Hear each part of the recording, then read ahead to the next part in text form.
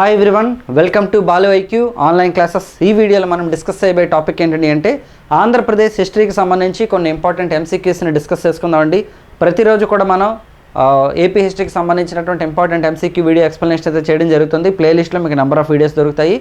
ఒకవేళ కనుక మీకు 10 డేస్లో రివిజన్ చేసుకునే విధంగా ఏదైనా సరే కోర్స్ కావాలని అనుకుంటే ఆంధ్రప్రదేశ్ హిస్టరీకి సంబంధించినటువంటి ఫుల్ కోర్స్ అనేది మీకు 199 రూపీస్కి మన బాలోయి యాప్లో అందుబాటులో ఉందన్నమాట. కింద డిస్క్రిప్షన్ లింక్ ఉంటుంది. ఆ లింక్ ద్వారా డౌన్లోడ్ చేసుకుంటే మీకు AP history full video content 5 యూనిట్స్కి సంబంధించి మెటీరియల్, అలాగే 5 గ్రాండ్ టెస్ట్లు కూడా మీకు అందుబాటులో ఉన్నాయండి. అలాగే ఒకవేళ పేపర్ 1 మొత్తం కావాలి, ఎందుకంటే పేపర్ 1 150 మార్క్స్కి Indian polity and AP history కలిపి అది నేనే చెప్పాను మొత్తం material, video content, at the same time ఏంటంటే పాలిటీ గ్రాండ్ టెస్ట్లు కూడా మీకు అందులో యాడ్ చేయడం జరిగిందనమాట. లేదు మాకు ఓన్లీ టెస్ట్ సిరీస్ సరిపోతుంది అనుకుంటే 99 రూపీస్కి మీకు టెస్ట్ సిరీస్ అందుబాటులో ఉందండి. ఏ టెస్ట్ సిరీస్ అయినా, ఇండియన్ పాలిటీ అయినా, ఏపీ హిస్టరీ అయినా, ఇండియన్ హిస్టరీ అయినా, ఇండియన్ ఎకానమీ అయినా, ఏ టెస్ట్ సిరీస్ అయినా 99 రూపీస్కి అందుబాటులో ఉంది, అలాంగ్ విత్ బిడ్ బ్యాంక్ అనమాట. డిస్క్రిప్షన్ లింక్ ద్వారా మీరు డౌన్లోడ్ చేసుకోండి. మరి ఫస్ట్ క్వశ్చన్ చూద్దాం. ఇక్ష్వాకుల యొక్క పతనం కోసం తెలియజేసే శాసనం ఏంటంట? ఇక్ష్వాకులు మనకి శాతవాహనుల తర్వాత పరిపాలించారనమాట. మొత్తం 4 రాజులు ఉంటారు.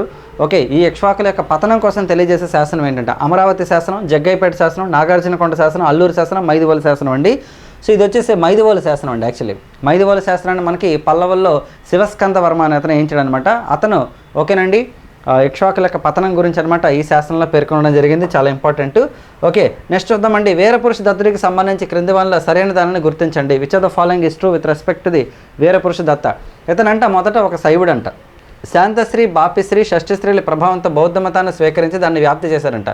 నాగార్జున కొండ వద్ద ఒక శిల్పంలో ఇతను శివలింగాన్ని కాలుతో తొక్కుతున్నట్లు చూపబడిందంట. పైవన్నీ సరైనవంట. వీరపురుష దత్తుడికి సంబంధించి ఇవన్నీ కరెక్టే. ఎందుకంటే వీరపురుష దత్తుడు దక్షిణాది అశోకుడిగా పేరు పొందాడు అనమాట. ఇతను బౌద్ధ మతాన్ని దక్షిణ భారతదేశంలో ఆదరించినటువంటి రాజుగా ఈయనకి మంచి పేరు వచ్చిందనమాట. అట్ ద సేమ్ టైం ఏంటంటే మొత్తం 4 రాజులు ఉంటారు ఇక్ష్వాకుల్లో. మనకు ఆ 4 రాజులు ఇతను గొప్పవాడండి యాక్చువల్లీ.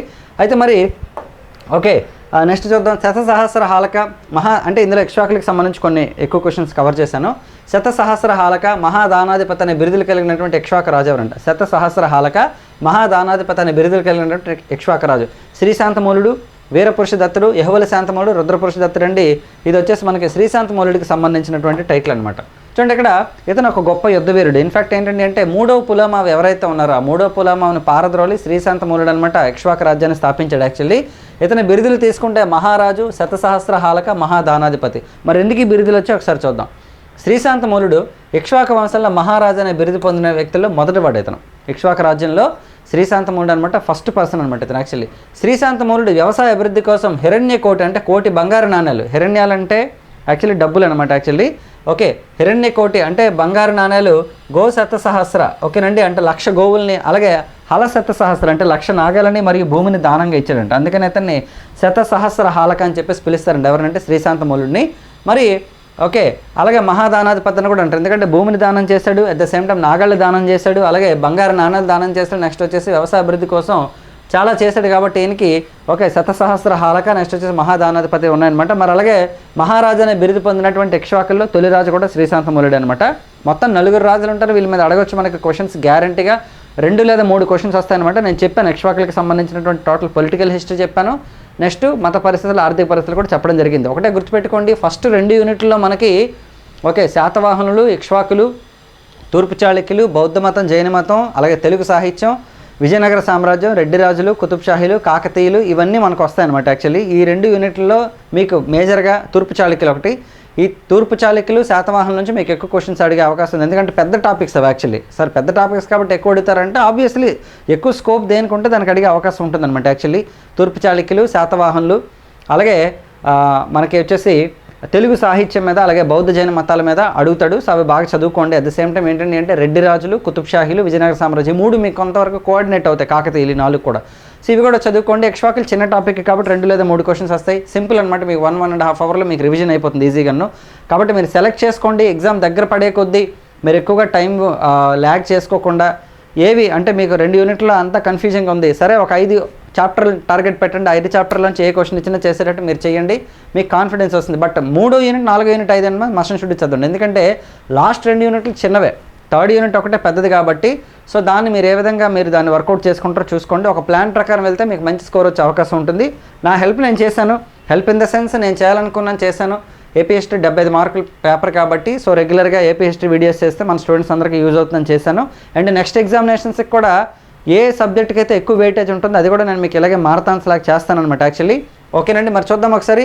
ఇవ్వండి మనకి కింద డిస్క్రిప్షన్లో లింక్ ఉంటుంది, అందులో నేను మీకు ఎక్స్ట్రాడినరీగా క్లాసెస్ అయితే చెప్పడం జరిగింది కంప్లీట్గా. ఇలాగే మీకు పీపీటీ మీద మీకు మొత్తం మెటీరియల్ అంతా మీకు ప్రజెంట్ చేసి మొత్తం ఇండియన్ హిస్టరీతో లింకప్ చేసి మీకు ప్రాపర్గా చెప్పడం జరిగింది. ఇండియన్ పాలిటీ అయితే కూడా మీకు టోటల్గా ఆర్టికల్స్ అమెండ్మెంట్స్ అన్నీ చెప్పాను.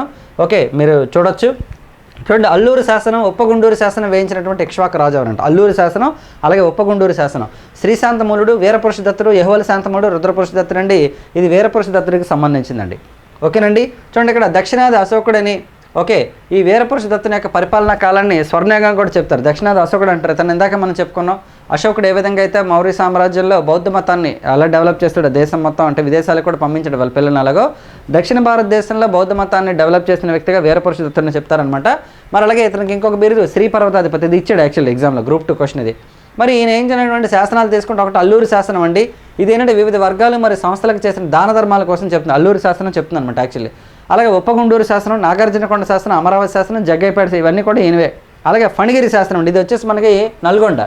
ఈ శాసనంలో వీరపురుష దత్తుడు 18 సంవత్సరాలు పరిపాలించినట్లు పేర్కొన్నారంట. ఫణిగిరి శాసనంలో మనకి 18 ఇయర్స్ పాటు వీరపురుష దత్తుడు పరిపాలించాడని చెప్పేసి మనకు ఉందంట యాక్చువల్లీ. చాలా ఇంపార్టెంట్ ఇది. నెక్స్ట్ చూద్దామమ్మా. పుష్పభద్ర నారాయణ స్వామి దేవాలయం, కార్తికేయ దేవాలయం ఎవరి కాలంలో నిర్మాణం జరిగాయి? పుష్పభద్ర నారాయణ స్వామి దేవాలయము, అలాగే కార్తికేయ దేవాలయం ఎవరి కాలంలో అంట? ఆప్షన్స్ చూద్దాం. శ్రీశాంతమూలుడు, వీరపురుష దత్తుడు, యహోవల శాంతమూలుడు, రుద్రపురుష దత్తుడు అండి. ఇది వచ్చేసి యహోవల శాంతమూలుడి కాలంలో జరిగాయి అనమాట. చూడండి, మరి ఇక్కడ తీసుకుంటే పుష్పభద్ర నారాయణ స్వామి ఆలయం అనేది గజపృష్ఠ ఆకారంలో నిర్మించారు. అలాగే కార్తికేయ దేవాలయం, అలాగే నవగ్రహాలయాలు, నందికేశ్వరాలయం, హారీదేవి ఇవన్నీ కూడా ఈయన టైంలోనే అనమాట. ఈ ఆలయాలను ఆగమ శాస్త్రం ప్రకారం గర్భగుడి, అంతరాళం, ఓకే, మండపం, ధ్వజస్తంభం, ప్రాకారాలతో నిర్మించారన్నమాట. ఎందుకంటే ఒక ఆలయాన్ని కన్స్ట్రక్షన్ చేసేటప్పుడు కొన్ని రూల్స్ ఉంటాయి అనమాట యాక్చువల్లీ. ఆ రూల్స్లో ఏంటంటే ఆగమ శాస్త్రంలో పేర్కొన్నారండి యాక్చువల్లీ. దాని ప్రకారం గర్భగుడి ఉంటుంది, అలాగే అంతరాళం ఉంటుంది, ఒక మండపం ఉంటుంది, ధ్వజస్తంభం, ప్రాకారాలు ఇవన్నీ కూడా ఉంటాయి అనమాట యాక్చువల్లీ. అవన్నీ కూడా శ్రీశాంతమూలుడు మనకి యహోవల శాంతమూలుడు ఫాలో అయ్యి కన్స్ట్రక్షన్ చేయడం జరిగిందండి. ఇక్కడ నెక్స్ట్ చూడండి. ఓకే, అప్పట్లో మహిళల సంతానం కోసం హారీతి అనే దేవత గాజులు సమర్పించేవారంట. అలాగే ఇతని యొక్క సైన్యాధిపతి ఎలిసిరి, ఇతను ఏలేశ్వర స్వామి లేదా కుమారస్వామి దేవాలయాన్ని కన్స్ట్రక్షన్ చేశాడు. అలాగే నెక్స్ట్ ఇతని కాలంలో అబిర అనేటటువంటి ప్రాంతానికి చెందినటువంటి రాజు, అతని పేరు శకసేనుడు అనమాట. నాగార్జున కొండ వద్ద అష్టభుజ నారాయణ స్వామి దేవాలయాన్ని నిర్మించాడు. ఇది విష్ణుమూర్తికి సంబంధించింది. అష్టభుజాలు అంటే 8 భుజాలు ఉండడం అనమాట. ఇటీవల గుమ్మడిదర్రి వద్ద యహోవల శాంతమూలుడి యొక్క శాసనం కూడా లభ్యమైంది. గుమ్మడిదర్రి అనేది ఒక బౌద్ధ విద్యా కేంద్రం అండి. యహోవల శాంతమూలుని భార్య మహాదేవి బహుశ్రుతి బౌద్ధులకు దానాలు చేస్తుంది అనమాట. చాలా ఇంపార్టెంట్ యహోవల శాంతమూలుడి గురించి కూడా మనకి. ఓకే, ఈ 4 రాజులు ఉన్నారండి. 4 గురించి కూడా మనకి డెఫినెట్గా ఏదో ఒక ఇద్దరి మీదైనా సరే క్వశ్చన్ వచ్చే అవకాశం ఉంది. నెక్స్ట్ అండి, నచికేత పాఖ్యాన అని ఎవరు రాశారంట? గౌరణ, శ్రీనాథుడు, దగ్గుపల్లి దొగ్గన అండి. కేతన అండి, దగ్గుపల్లి దొగ్గన అండి. ఓకేనండి, ఇదేంటంటే మనకి ఆ దగ్గుపల్లి దొగ్గన రాసినటువంటి నచికేత పాఖ్యానం స్పెషల్ అంటే వైదిక కర్మకు, అలాగే భక్తి భావానికి. కర్మ అంటే మనకి ఏదైనా చేసే పని, అలాగే భక్తికి అంటే కర్మలు ఏంటి? వైదిక కర్మలు అంటే సాధారణంగా యజ్ఞాలు, యాగాలు ఇవన్నీ కూడాను. అదే భక్తిభావం ఏంటంటే అంటే కంప్లీట్గా అనమాట భగవంతుడి మీద ఉండేటటువంటి డివోషన్. ఓకేనండి, అలా అనమాట. సో ఈ రెండింటికి ఎలా అంటే కర్మకి భక్తికి ఉన్నటువంటి డిఫరెన్స్ ఏంటి, లేదంటే ఎలాంటి సంఘర్షణ ఉంటుంది, ఓకేనండి, దాన్ని ఆధారంగా నచికేత పాఖ్యానాన్ని రాశాడు అనమాట. అంటే ఏంటంటే భక్తి ఉన్నప్పుడు కూడా కొన్నిసార్లు కర్మలు చేయలేకపోవచ్చు, అంటే ఇలాంటివి ఎక్స్పెన్సెస్ అవ్వచ్చు ఏదన్నా సరే. సో దానికి దీనికి ఎలాంటి వేరియేషన్స్ ఉంటాయి అన్న దానికి సంబంధించి ఆ సంఘర్షణ ఆధారంగా చేస్తారు. లేదంటే మనకి యజ్ఞాలు యాగాలు చేసినప్పుడు కూడా ఆ టైంలో ఆ భక్తి ఉండకపోవచ్చు కొన్నిసార్లు. ఓకేనండి, ఎందుకంటే మనకి ఆ రెండింటిని సంఘర్షిస్తాను అనమాట యాక్చువల్లీ. ఎందుకంటే కాన్సన్ట్రేషన్ కంప్లీట్గా ఒకేసారి ఒక 4-5 అవర్స్ ఉంటుందా ఉండదా అన్న దానికి సంబంధించి అనమాట ఈ సంఘర్షణని వివరించడం జరిగింది. అతను చాలా ఇంపార్టెంట్ బుక్ ఇది. మరి ఇతను ఎవరు అంటే శ్రీనాథుని యొక్క భావమరిది అండి ఇతను. శ్రీనాథుడు అంటే మనకు తెలిసిన పెదకోమట వేమారెడ్డి గారి దగ్గర ఉన్నటువంటి విద్యాధికారిగా చెప్పుకుంటాం మనం. పెదకోమట వేమారెడ్డి వచ్చేసి మనకి ఆయన కూడా స్వయంగా ఒక కవి వాస్తవానికి తీసుకుంటాం మనకి. మరి శ్రీనాథుడు అనగానే మళ్ళీ ఇంకెక్కడ చెప్పొచ్చు మనం, దేవరాయ 2 ఆస్థానానికి వెళ్ళి అక్కడ కవి సార్వభౌముడు అనే బిరుదు కూడా పొందడం జరిగిందని చెప్పాం. కాబట్టి మరి రెడ్డి రాజులకు సమకాలికుడు అండి ఈయన ఎవరు? దగ్గుపల్లి దొగ్గన అనమాట. ఈ గ్రంథాన్ని పూసపాటి బసవభూపాలుడు మంత్రి అయినటువంటి గంగయ్య మంత్రికి అంకితం ఇచ్చారు. చాలా ఇంపార్టెంట్, ఇది కూడా అడిగాడు ఒకసారి ఎగ్జామ్లోని. అలాగే నెక్స్ట్ గౌరణ ఆప్షన్స్లో ఇచ్చాను కాబట్టి అది కూడా చెప్తాను. ఇది కూడా రెడ్డి రాజులకు సమకాలికుడు ఈయన కూడా.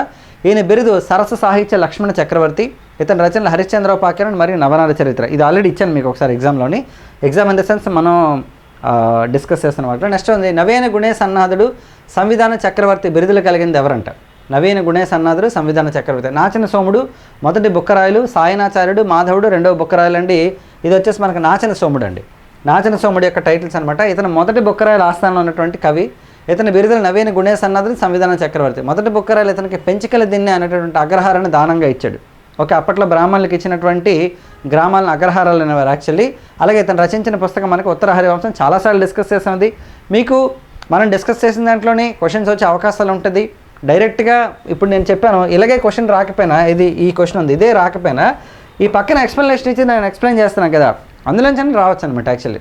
ఓకేనండి. సో కాబట్టి ఏ ఏరియాలోంచి రావచ్చు, ఎంతో కొంత నా వల్ల మీకు బెనిఫిట్ అవుతున్న ఉద్దేశంతో రెగ్యులర్గా చేస్తున్నాను. ఎందుకంటే ఇప్పుడు ప్రస్తుతానికి మనకి అదొక ఎగ్జామే ఉంది. ఓకే, తెలంగాణలో కూడా ప్రస్తుతానికి ఏ ఎగ్జామ్స్ లేవు కాబట్టి ఓన్లీ ఏపీ గ్రూప్ 2 మెయిన్స్ ఒకటే ఉంది కాబట్టి 75 మార్కుల పేపర్ కాబట్టి ఇది చాలామందికి హెల్ప్ అవుతున్న ఉద్దేశంతో రెగ్యులర్గా చేస్తున్నాను నేను వీడియోస్.